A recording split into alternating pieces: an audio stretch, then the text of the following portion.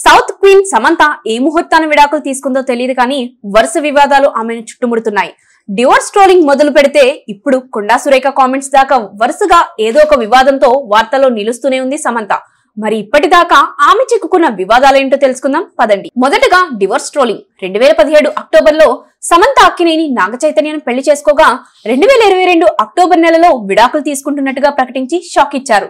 ఇద్దరు కలిసి మ్యూచువల్ గా విడాకులు తీసుకున్నామంటూ సోషల్ మీడియా వేదికగా అనౌన్స్ చేసినప్పటికీ అక్కినేని ఫ్యాన్స్ ఈ విషయాన్ని జీర్ణించుకోలేకపోయారు. అక్కినేని నాగచైతన్య మంచివాడని, అలాంటి వ్యక్తిని కాదని, సినిమాల కోసం డబ్బు కోసం పాకులాడుతోంది అంటూ మండిపడ్డారు. Myositis announcement.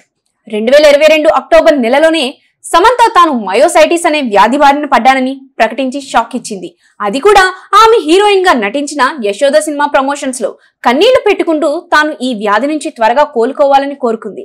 కానీ సినిమా ప్రమోషన్స్ కోసమే ఆమె అనారోగ్యం పేరుతో నాటకం ఆడుతుంది అంటూ పెద్ద ఎత్తున విమర్శలు వినిపించాయి. అంతేకాకుండా మయోసైటిస్ అనేది పెద్ద వ్యాధి ఏం కాదని, గోరంత విషయాన్ని సమంత కొండంత చేసి చూపిస్తుంది అంటూ పలువురు కామెంట్స్ చేశారు. ఆ తర్వాత కొన్నేళ్ల పాటు సినిమాలు చేసి బ్రేక్ తీసుకుంది.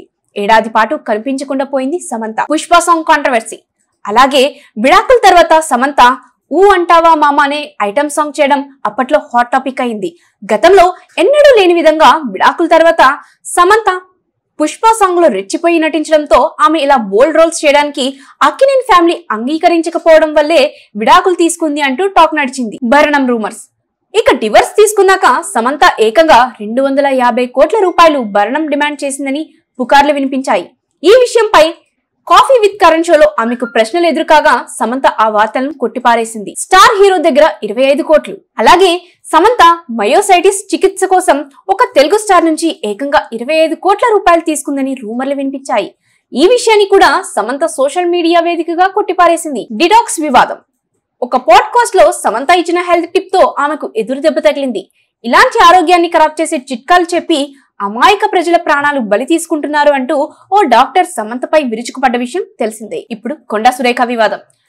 ఇప్పుడు కొండా సురేఖ ఏకంగా సమంతకు మాజీ మంత్రి కేటీఆర్ తో ముడిపెడుతూ చేసిన కామెంట్స్ సంచలనంగా మారాయి.